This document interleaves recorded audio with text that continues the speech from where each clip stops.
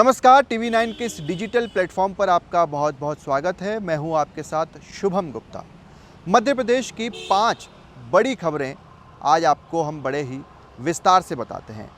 पहली खबर, ट्विशा शर्मा केस।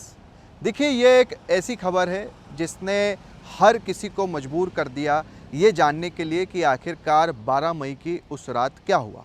क्या ट्विशा शर्मा का मर्डर हुआ या फिर ट्विशा शर्मा ने सुसाइड किया, और इसी को लेकर सीबीआई जांच तक चल रही है। अब 14 दिनों के लिए गिरिबाला सिंह को न्यायिक हिरासत में भेज दिया गया है। 14 दिनों तक समर सिंह और गिरिबाला सिंह भोपाल की सेंट्रल जेल में रहेंगे। एक कटोरी, एक थाली, एक चम्मच और एक कंबल, ये गिरिबाला सिंह को रहने के लिए दिया गया है।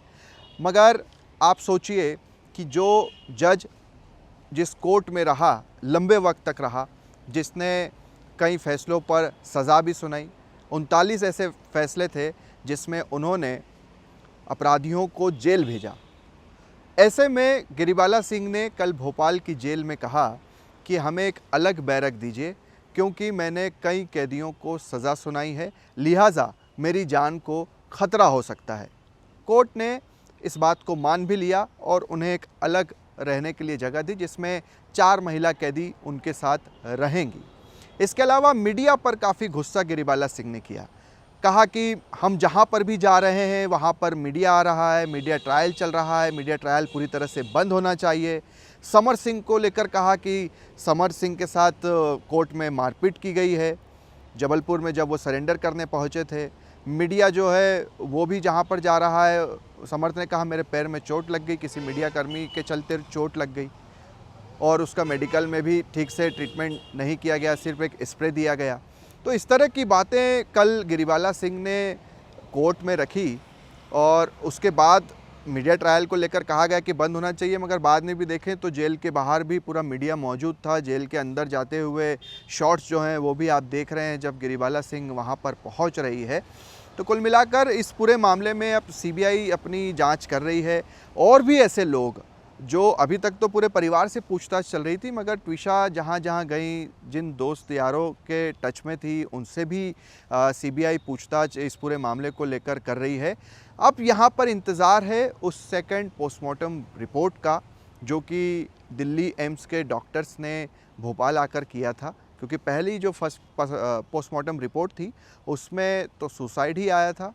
अब इंतज़ार सीबीआई भी इस बात को लेकर कर रही है, क्योंकि जांच फिर उस दिशा में आगे बढ़ेगी।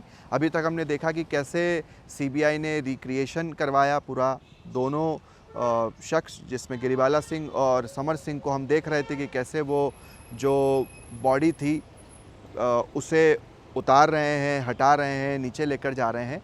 तो ये सारी चीज़ हमने देखी। अब आगे इसमें देखना होगा कि सीबीआई और किन किन पहलुओं पर जांच करती है, और सबसे मुख्य बात, सेकंड पोस्टमार्टम रिपोर्ट के बाद कई चीज़ें स्पष्ट हो जाएगी। दूसरी बड़ी खबर मध्य प्रदेश के जबलपुर से है। यहाँ पर भी ट्विशा शर्मा की तरह ही एक हाई प्रोफाइल मामला डाउरी डेथ का सामने आया है।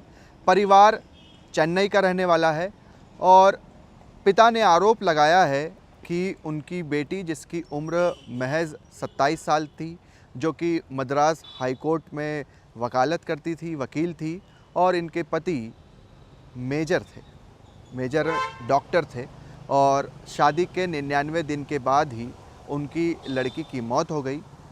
परिवार का ये कहना है, जो लड़की के पिता हैं उनका नाम पी दक्षिणामूर्ति हैं, आज जबलपुर भी पहुँचे हुए हैं। आरोप लगा रहे हैं परिवार पर कि शादी के 99 दिन के बाद ही उनकी बेटी की मौत हो गई। वो हत्या का आरोप लगा रहे हैं, क्योंकि उनका कहना है कि परिवार का कॉल आया और परिवार ने ये कहा कि बाथरूम में उनकी बेटी कविता गिर गई है, उसे अस्पताल लेकर जा रहे हैं, और फिर बाद में कहा गया कि उसे कार्डियक अरेस्ट यानी कि हार्ट अटैक आया था, और उसी के चलते उसकी मौत हुई थी।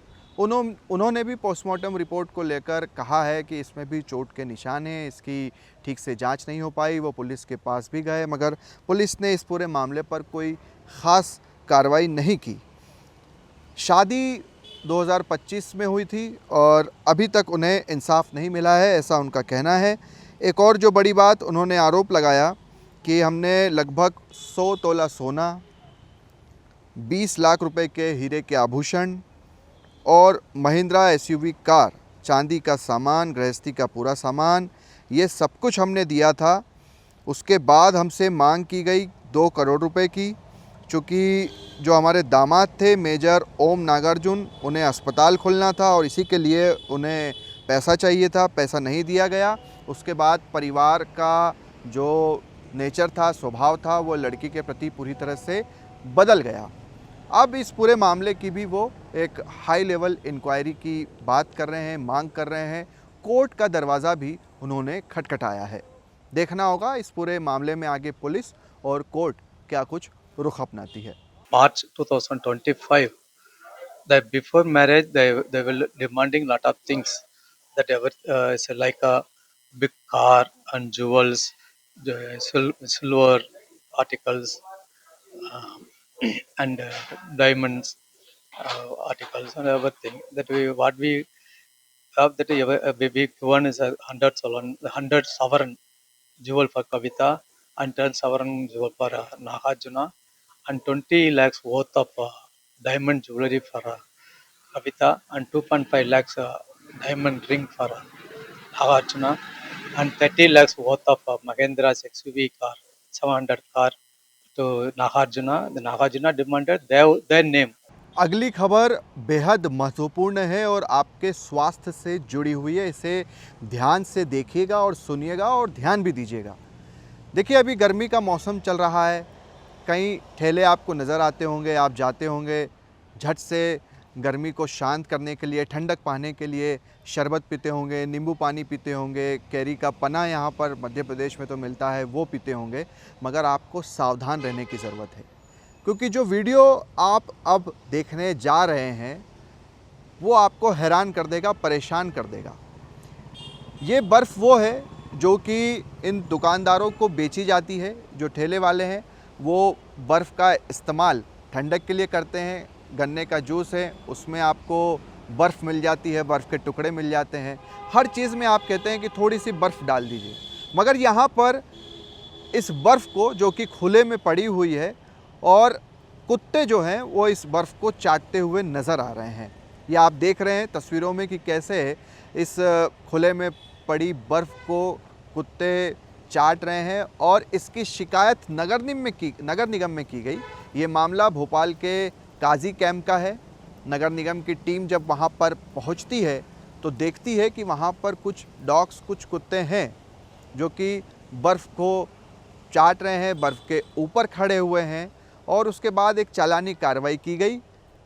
जितनी भी बर्फ़ वहाँ पर रखी हुई थी, उस बर्फ़ को भी पूरी तरह से नष्ट कर दिया गया। मगर ये तो एक वीडियो वायरल हुआ, उसके बाद एक सूचना दी गई, तब जाकर नगर निगम की टीम वहाँ पर पहुँच भी गई। बड़ी बात यही है कि नगर निगम अमला खुद से कब इस तरह की जांच पड़ताल करेगा और देखेगा कि कहीं लोगों के स्वास्थ्य के साथ खिलवाड़ तो नहीं हो रहा है। इससे पहले भी कई ऐसे वीडियो आ चुके हैं जब दुकानदार बर्फ़ों पर बैठे हुए हैं, उस पर पैर रख रहे हैं और उसके बाद अपने ग्राहकों को इस तरह से बर्फ़ वाला जो जूस होता है वो भी देते हुए नज़र आते हैं। कुल मिलाकर आप भी इन सारी चीज़ों का ध्यान रखें, और सबसे महत्वपूर्ण बात, प्रशासन, नगर निगम, जिसकी सबसे बड़ी जिम्मेदारी है कि इस तरह की घटनाओं को तुरंत जाकर रोके, और सबसे बड़ी बात कि ऐसी घटनाएं होने ही ना दें। देखिए, इस आईपीएल के सबसे बड़े खिलाड़ी अगर कोई रहे हैं तो वो है वैभव सूर्यवंशी। वैभव की उम्र महज 15-16 वर्ष है, और इस बार जिस तरह से वैभव ने रिकॉर्ड पर रिकॉर्ड तोड़े हैं, उसके बाद Indian institute of management Indore यानी कि IIM इंदौर रिसर्च करने जा रहा है कि आखिर कैसे कोई खिलाड़ी इस उम्र में इतने बड़े बड़े, इतने लंबे लंबे छक्के मार सकता है। उसके माइंड में क्या कुछ चल रहा होता है, कैसे क्विक डिसीजन वो लेता है, ये सारी चीज़ों पर अब स्टडी होने जा रही है। तो ये भी एक बड़ी खबर मध्य प्रदेश से है वैभव सूर्यवंशी को लेकर कि आखिरकार इस पूरे रिसर्च में क्या कुछ आएगा। क्योंकि देखिए, 15 साल के वैभव ने 72 छक्के इस IPL में मारे हैं। क्रिस गेल का 59 छक्कों का रिकॉर्ड भी वैभव ने तोड़ दिया है। और जो IIM के डायरेक्टर है हिमांशु राय, उन्होंने क्या कहा है वो भी सुन लीजिए। हिमांशु रॉय ने कहा है कि ये स्टडी वैभव की उपलब्धियों का विश्लेषण करने के साथ उन सामाजिक, मनोवैज्ञानिक, पारिवारिक और संस्थागत कारकों को भी गहराई से समझेगी जो कम उम्र में उत्कृष्ट प्रदर्शन करने वाली प्रतिभाओं को आकार देते हैं। इस पूरे आईपीएल में वैभव ने 776 रन बनाए, 16 मैच खेले, औसत 40 का रहा, यानी हर मैच में 40 रन बनाए, शतक एक मारा और 50 की अगर बात करें तो 5 बार 50 भी बनाए। स्ट्राइक रेट जो कि आईपीएल में सबसे महत्वपूर्ण होता है वो 237 का रहा। तो ये वैभव सूर्यवंशी की एक अद्भुत जर्नी थी जो कि कम उम्र में वैभव ने पूरी की है। अब हम कुछ नए क्रिकेटर से बात करते हैं जो 12-13 साल के हैं, तो उनका आइडियल क्रिकेटर अगर कोई बन गया है तो वो वैभव सूर्यवंशी बन गए हैं। पहले बातें होती थी कि हमें सचिन, कोहली, धोनी ये सब बनना है, मगर जिस तरह से वैभव सूर्यवंशी ने ताबड़तोड़ बल्लेबाजी की है और सारे रिकॉर्ड तोड़े हैं, ऐसा कोई बॉलर आईपीएल में नहीं है, किसी टीम में नहीं है जिससे वैभव सूर्यवंशी ने ना मारा हो। तो अब ये सारी चीज़ें हैं और इसी के चलते वैभव सूर्यवंशी पर भी आईआईएम इंदौर रिसर्च करने जा रहा है। शासन, मानसिक दृढ़ता और एक दीर्घकालिक उत्कृष्टता का एक बहुत ही महत्वपूर्ण अध्ययन है। हम यदि देखें तो मात्र 15 वर्ष की आयु में जिस आत्मविश्वास और कौशल के साथ वैभव ने राष्ट्रीय और अंतर्राष्ट्रीय स्तर पर पहचान बनाई है, वह दर्शाता है कि असाधारण प्रतिभा को यदि वातावरण, मार्गदर्शन और अवसर प्राप्त हो तो वह असाधारण परिणाम दे सकती है। उनकी यात्रा हमें यह भी बताती है कि बड़ी उपलब्धियों के पीछे केवल व्यक्तिगत क्षमता नहीं होती। चलिए, बात अगर 15-16 वर्ष की ही हो रही है तो इसी उम्र के एक बाबा से भी आपको मिलवाते हैं। ये है मध्य प्रदेश के छतरपुर के केडी गांव के रहने वाले अजय पाल सरकार। सोशल मीडिया पर छाए हुए हैं, उम्र महज 15 से 16 साल है, दरबार लगाते हैं, बुलाते हैं लोगों को और उनकी समस्याओं का निराकरण करते हैं, इलाज से ठीक करने का भी ये दावा करते हैं।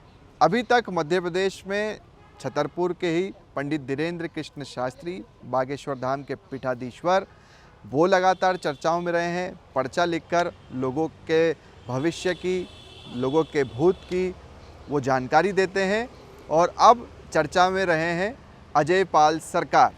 हर कोई इंतज़ार कर रहा था कि अजय पाल सरकार आ गए हैं, अब ये कड़ी चुनौती धीरेन्द्र शास्त्री के लिए हो गई है।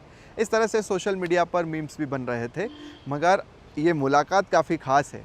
अजय पाल सरकार बागेश्वर धाम के पंडित धीरेन्द्र कृष्ण शास्त्री से मिल रहे हैं, मिल भी क्या रहे हैं, उनका एक तरह से आशीर्वाद ले रहे हैं और ये कह रहे हैं कि हम भूतों का हवन कर रहे हैं। ये एक अजीब सी बात जो है वो करते हुए नज़र भी आ रहे हैं। तो धीरेन्द्र शास्त्री भी काफ़ी खुश नज़र आ रहे हैं, आशीर्वाद उन्हें दे रहे हैं, कह रहे हैं कि खूब आगे बढ़ो। और इस मुलाकात को लेकर भी सोशल मीडिया पर काफ़ी चर्चा चल रही है।